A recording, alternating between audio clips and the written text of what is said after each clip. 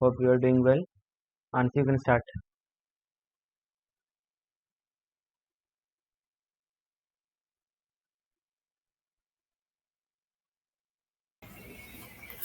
Okay.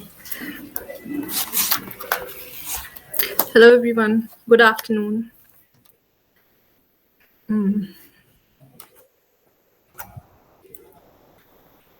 Okay. Also, Mansi, do you need an introduction sort of thing? I'll introduce myself. Thank Okay, you. cool. Okay.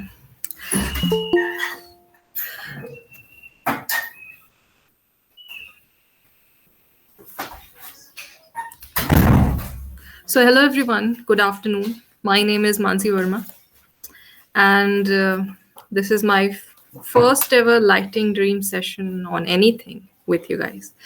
So, today's session is about how to effectively manage your time during the course of those 2 hours in your CLAT examination. Okay. So, before beginning, I'll just quickly introduce myself. So, I'm Mansi Verma, and I'm a first year going in second year law student of Gujarat National Law University, Gandhinagar. And I gave my CLAT examination in 2020 and got a rank of 425. And previously, I have also some experience in aiding the preparation of CLAT. I have also prepared some mocks and some videos and some materials.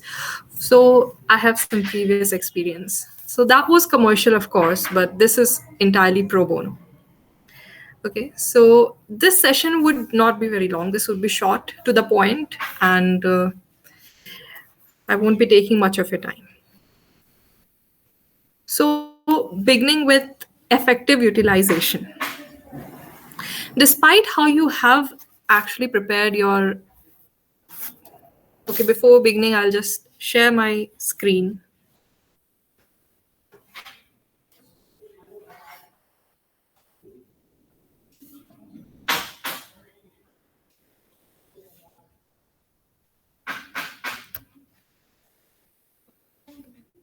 Is it visible?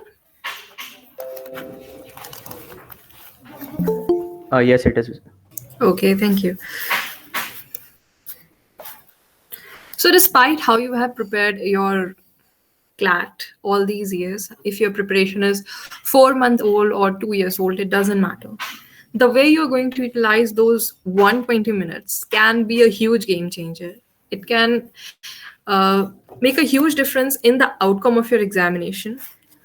In my opinion, CLAT is not that inherently difficult in examination, but the hype that has been created around that examination, that COVID, the heat, and also the blabber that this is going to be the examination determining the outcome of your life, that that has created a lot of tension around this examination, and that tension actually feels a lot during the course of those 120 minutes while you're writing the examination. So, time management during CLAT, effective utilization. So, the first thing that I'd be discussing is what is the ideal way to go about the sections. And this is a very common way in which most of the people attempt CLAT and it works. So, firstly, you should begin ideally. This is not conclusive or determinative, but this is a very good breakdown. So, English should be the first thing that you should be attempting, because honestly, English is not difficult in comparison to other sections of CLAT examination, and it should not take more than 25 to 27 minutes at the least. And after that, you should attempt general knowledge, which is 10 to 15 minutes. Then legal reasoning, almost about 40 minutes. Then logical reasoning, 20 to 25 minutes, and quantitative aptitude, which should take 15 to 20 minutes of your time. Now the pattern has changed drastically. Initially, I would have agreed that the question paper was very easy and the time given was too much, but now the pattern has changed, but the time has not. So I'll be talking a little bit about how the breakdown has actually affected the time that you should be giving to each of your examinations, each of your sections. Previously, what had happened is that we used to have grammar, vocabulary, synonym, antonym, idioms, and there was this one passage, and 10 questions were flowing through that specific one passage in the English section. And now they're asking grammar, vocabulary, and all of this, but they're asking it in such a way that is going to take more of your time than it used to take previously. So then GK. I don't know what others have to say about GK, but GK is also taking a lot of time. When I was giving my CLAT examination previously, what had happened is that there were half of the questions which required you to go through the passage, read the passage, the GK passage, and infer some things which were not visible at first reading.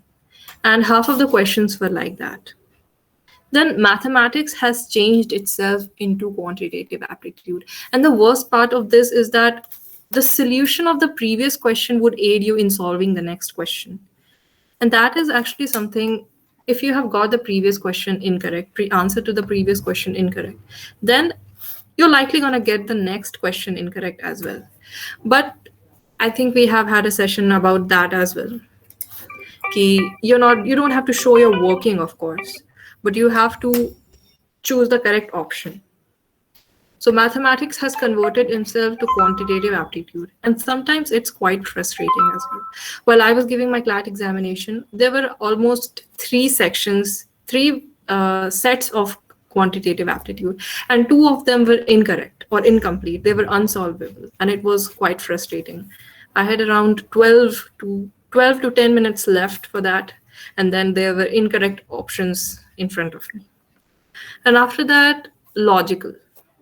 Now, logical is not shouldn't be a problem, but if previously they used to give Venn diagrams, but if it's all passages, then again it's gonna take a lot of your time. Now, what is the effective way of skipping questions? Of course, you have to manage your negative marks, right? So, what kind of questions you should be leaving and what kind of questions you shouldn't be leaving? So, those questions that cannot be solved in a tandem. What I mean by this is that when you're solving a questions in a flow, then there are some questions in which you are stuck. So when you're stuck, you should immediately leave the question. So you're going to have an offline examination, and there that physical thing would be in your hand. You can flip through the pages, you can get back to the question conveniently. In an online examination, it's very frustrating to get back to the question which you have left previously. Sometimes it's a glitch, you cannot get back. It's annoying. But when the physical thing is in your hand, then it's very helpful for you to get back to the question. So when you are in a flow and you think that the question, there is a question, your preparation is good and the question, you're stuck in that question, then the smart decision is to just come back to it later on if you have time. Because if you're stuck on it, then probably it's a high chance that others are also stuck on that question. Then you should skip those questions, of course, that cannot be answered simply because you don't know the answer to them. And this happens a lot in GK because, as I said previously, that in GK sometimes you have to read the passage to infer some things which might not be visible at first reading. But there are some questions, but half of the questions are very direct, and either you know or you don't know. So you need to leave the questions you don't know with a heavy heart. And then those questions that are incomplete or unsolvable. Also stated previously that I said there are some questions in especially in quantitative aptitude. It's not certain that it would be incorrect, but most of the time they are. Last year we had got some sample sheets of questions, and the quantitative aptitude in those questions was also incorrect. And then in the actual examination, the questions of two sets were incorrect. They were unsolvable and they were frustrating because they were sucking away the time and they were just not worth it. So those kind of questions need to be skipped because these 2 hours are actually these are our game changer. Moving on. you have an edge over offline examination because that physical thing, that physical sheets in your hand are actually very convenient to use as against something which is online. And it's not strenuous for your eyes, and it's not that hefty on your brain also.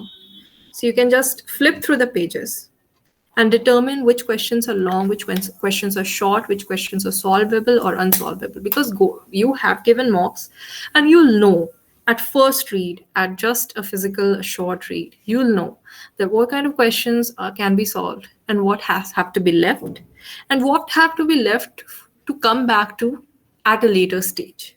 So offline examination are all about advantage. You have an edge over that.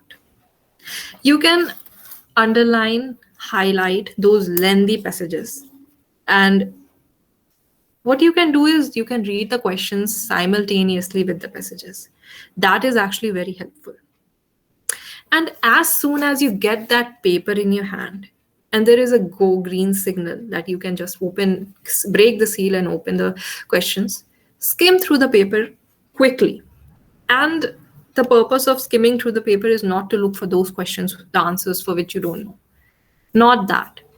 But just look at the length of the passages, the number of questions flowing through them, and at first read, you'll just know. Because you have given mocks, you'll just know what kind of questions can be solved quickly and how much time you would be taking in solving each and every questions. Sometimes Clat Consortium tries to play dirty. They'll give you very lengthy legal passages, followed by lengthy logical passages, followed by preceded by lengthy English passages, and in the GK. So basically, they go all out. You don't need to go all out for that. Because if the paper is difficult, you should be happy. You should look at not you shouldn't look at, but the person sitting beside you. She is actually very scared of the paper. The person behind you, he is scared of the paper, and you should be happy. If the other person is scared of the paper, you should be happy, because then by just composing yourself, you know that the paper is difficult for everyone, and I just need to play a bit smart on this time management thing so that I can have an edge over the other people. So we discussed what is the ideal way to go about the sections. That is the way in which consortium gives you the paper. That is English, GK, legal reasoning, logical reasoning, and quantitative aptitude. Then we discussed that how has it become so different and the way in which they're going to come, so that you can give what was that? Yeah, the perfect time breakdown of those sections. That is 25 to 27 minutes for English section. And I have a strong conviction that English is not going to be very difficult. So you should attempt all the questions of English, at least. You should not skip those questions. If you lose your flow in those questions, you should just take a pause and answer those questions, because there is a high chance that the other questions are going to be more difficult than what they had asked in English section. So English is one of the easiest section of Clat examination. And also logical. Logical is also not that difficult. It is difficult now than previously, but it's not difficult in comparison to other sections of those examination. Legal reasoning takes a lot of time. When I used to give my mocks, it used to take 50 minutes in legal alone. And I used to keep that 50 minutes for legal because they used to have a lot of jargons, long passages, followed by even longer questions. Each question was a passage in itself. But that was, of course, mock. The actual exam was even worse.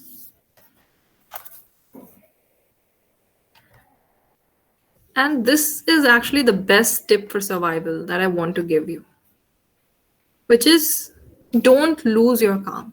As I stated previously, that if the question paper is difficult, of course it's difficult for everyone. And if the other person beside you is frantic, has gone crazy, then you are even in a better position. You should be happy for the person who has gone crazy, not in a bad way, but in a competitive way, because you have composed yourself. You have not lost your calm. And I think we're going to have a session at 4:30 or so about how to not go crazy in the actual examination, right? So this is the best tip for survival that I follow. When the exam is about to end, you have around 10 minutes or so left, and your entire quantitative aptitude section is left. And there are around three sets of it, almost three sets of it. This is a hypothetical scenario that you have to imagine. And you need to look at those three sets and choose one set. By giving the marks, you'll know which set you will be able to solve. And you need to stick to that set for the whole of your 10 minutes. Because, of course, we have negative marks. So, solve that entire question. If you're unable to solve it, don't frantically shift to other sections. Because if you haven't solved that question, it is likely that you wouldn't be able to solve other questions as well. And then you'll just randomly mark the answers. Don't randomly mark answers, because I did that.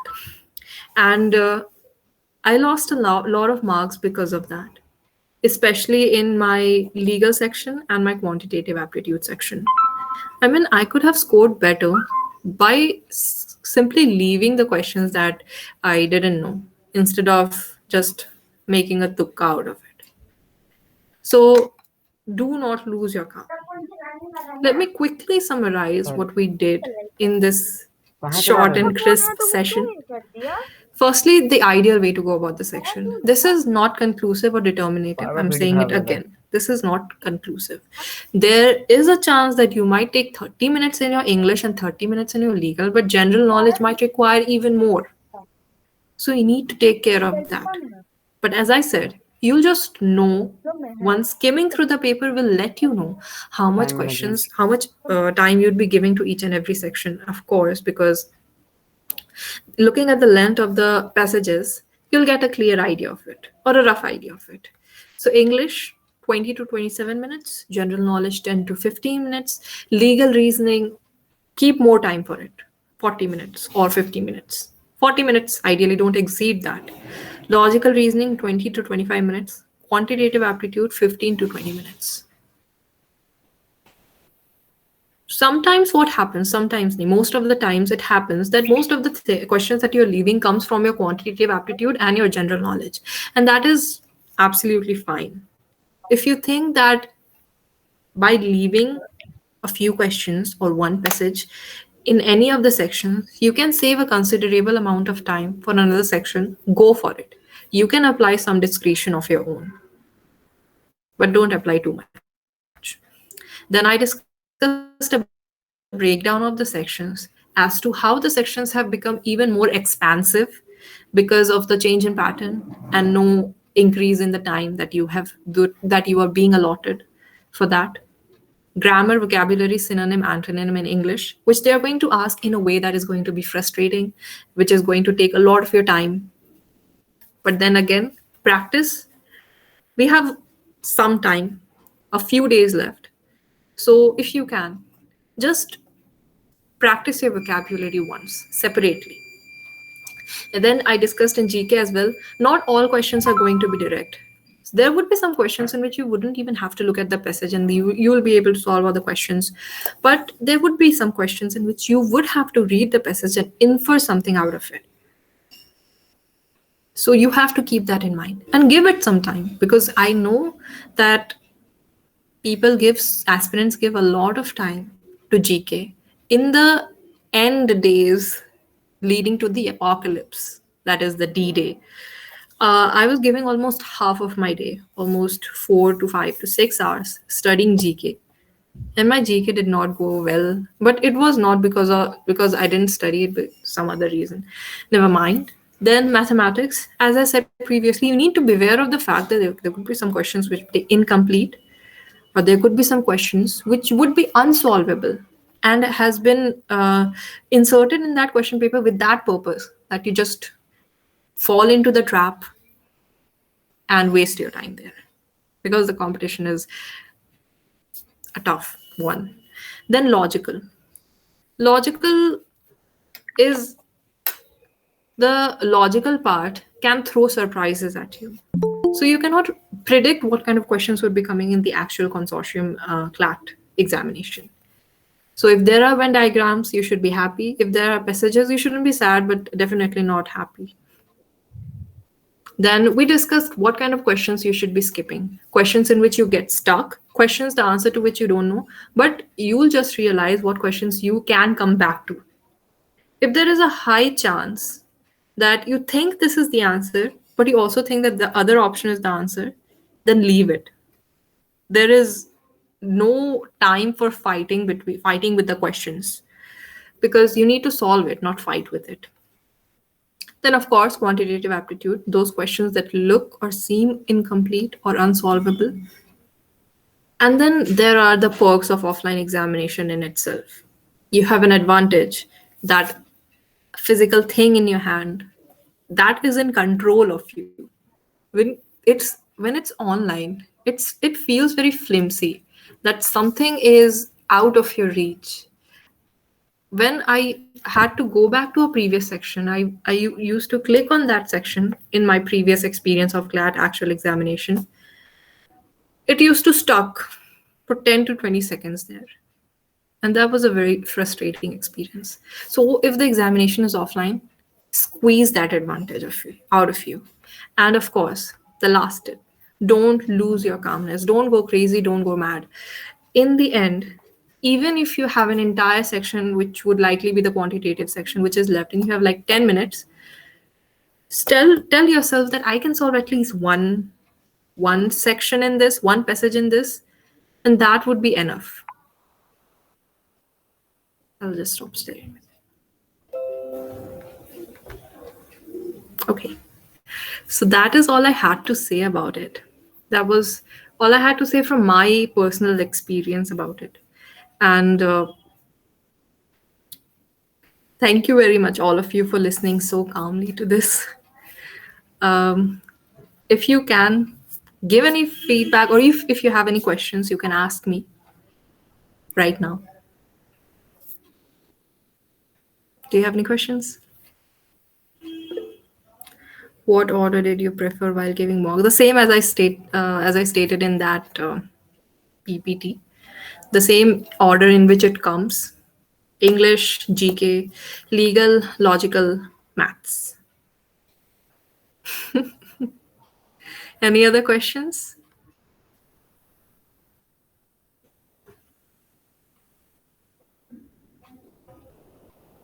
I don't think there are any. Ayush, I think we can end this session. Yeah, I just have something to add on to, like not a question, but yeah, it was an amazing session. And also the last point, that staying calm is very important. I remember that 10 to 15 minutes were remaining in my CLAT examination, and I had to do the complete section of logical reasoning. But yeah, I stayed quite calm, and here am I. Here I am. So yeah, Yes, there's another that's very question. important. Staying confident and staying very calm. That is very crucial. Yes, Also, if you guys have any more questions, you can just ask away, or else we'll just end the session. can I attempt legal first? You can attempt any section you desire. That was just an ideal case scenario which I presented, in which I had attempted all my mocks. It was actually helpful. I had also tried attempting legal first, but legal is tougher than English. So I just need a bit of warm up, and I just needed a bit of warming up in English, so that when I reach to legal, my brain is into the examination and I can focus completely. So attempting legal first is, in my opinion, it's not a very good idea. But you can, of course, do uh, how you have been attempting your mocks. Okay, I think this is the end. Thank you very much, all of you.